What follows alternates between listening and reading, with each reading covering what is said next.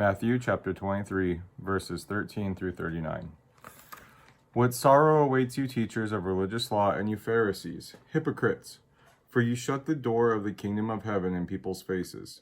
You won't go in yourselves, and you don't let others enter.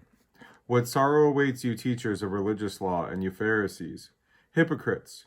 For you cross land and sea to make one convert, and then you turn that person into twice the child of hell you yourselves are. Blind guides, what sorrow awaits you, for you say that it means nothing to swear by God's temple, but that is binding to swear, quote, by the gold in the temple. Blind fools, which is more important, the gold or the temple that makes the gold sacred? And you say that to swear by the altar is not binding, but to swear by the gifts on the altar is binding. How blind! For which is more important, the gift on the altar or the altar that makes the gift sacred? When you swear by the altar, you are swearing by it and everything on it. And when you swear by the temple, you are swearing by it and by God who lives in it. And when you swear by heaven, you are swearing by the throne of God and by God who sits on the throne.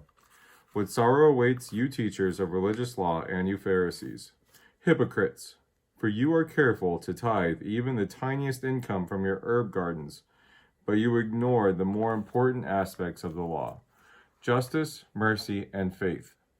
You should tithe, yes, but do not neglect the more important things, blind guides. You strain your water so you won't accidentally swallow a gnat, but you swallow a camel. What sorrow awaits you, teachers of religious law, and you Pharisees, hypocrites! For you are so careful to clean the outside of the cup and the dish, but inside you are filthy, full of greed and self-indulgence. You blind Pharisee, first wash the inside of the cup and the dish, then the outside will become clean too.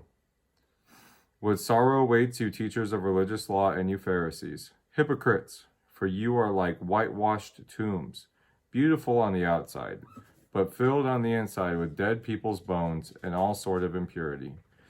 Outwardly, you look like religious people, but inwardly, your hearts are filled with hypocrisy and lawlessness.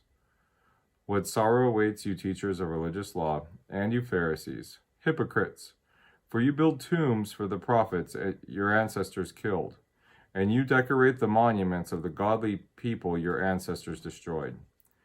Then you say, if we had lived in the days of our ancestors, we would never have joined them in killing the prophets. But in saying that, you testify against yourselves that you are indeed the descendants of those who murdered the prophets. Go ahead and finish what your ancestors started. Snakes, sons of vipers, how will you escape the judgment of hell? Therefore, I am sending you prophets and wise men and teachers of religious law, but you will kill some by crucifixion, and you will flog others with whips in your synagogues, chasing them from city to city. As a result, you will be held responsible for the murder of all godly people of all time, from the murder of righteous Abel to the murder of Zechariah son of Berechiah, whom you killed in the temple between the sanctuary and the altar. I tell you the truth, this judgment will fall on this very generation. O Jerusalem, Jerusalem, the city that kills the prophets and stones God's messengers! How often have I wanted to gather your children together as a hen protects her chicks beneath her wings, but you wouldn't let me. And now, look, your house is abandoned and desolate. For I tell you this, you will never see me again until you say, blessings on the one who comes in the name of the Lord.